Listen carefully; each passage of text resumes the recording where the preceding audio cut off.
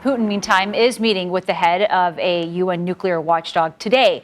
The International Atomic Energy Agency has spent months pushing for a demilitarized zone around a nuclear power plant in southern Ukraine, as nearby attacks have already caused that plant to temporarily shut down.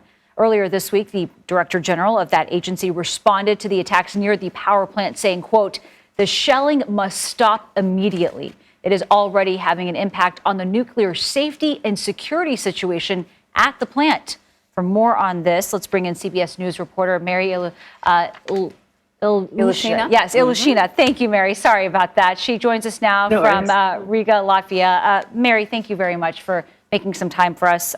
What are we hearing about Putin's meeting with the head of the International Atomic Energy Agency today?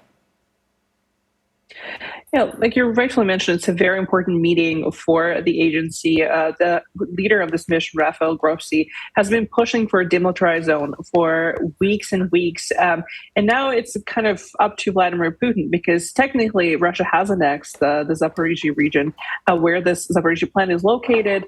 They have all the means to stop shelling and stop using it as a potential base. So what Grossi is trying to do is persuade Vladimir Putin to do exactly that. The agency confirmed that the power grid at the station has been restored, that there's no particular threat of it being disconnected from electricity like we've seen happen when it was under really important shelling. But the goal is still there to completely make it a secure site so no accident can happen there. Vladimir Putin is also going to be meeting with Turkey's President Erdogan tomorrow. Erdogan's probably one of the few world leaders, a handful of world leaders, that can actually talk to Vladimir Putin. He was instrumental in negotiating the release of grain from the war-torn sort of area. But what will they be discussing now?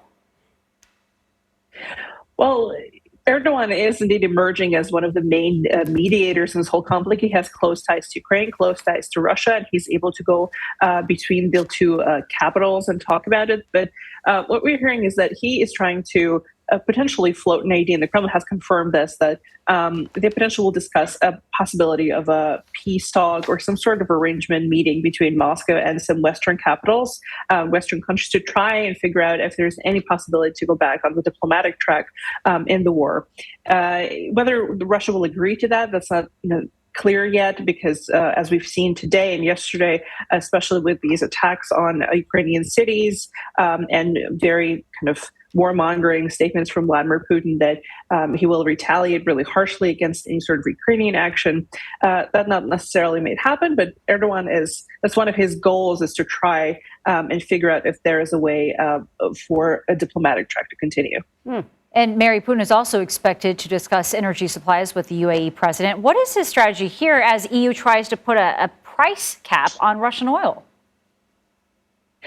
Well, Vladimir Putin is definitely betting on his energy supplies as the leverage over Western countries. He hopes that the citizens in Europe, for example, amidst the situation of a harsh winter, will pressure their governments to stop supplying or supporting Ukraine. And he's been quite successful in negotiating this a cut in production with the OPEC, with the Saudi Arabia, with UAE, and they've agreed to cut this production, which means that prices will actually increase. So that has been very, very frustrating, not only for the EU, but also for the Biden administration, because that really strains Washington's relationship with the Gulf states, as they were trying to, basically tell them not to do this, not to go along with this cut, and not to sort of help Vladimir Putin in this situation. But so far, those efforts have failed, and it seems like Vladimir Putin will get at least that part of the deal and prevent the EU essentially from, effectively and easily placing this price cap on his oil. Mary, it's always great getting your insight. Thank you very much.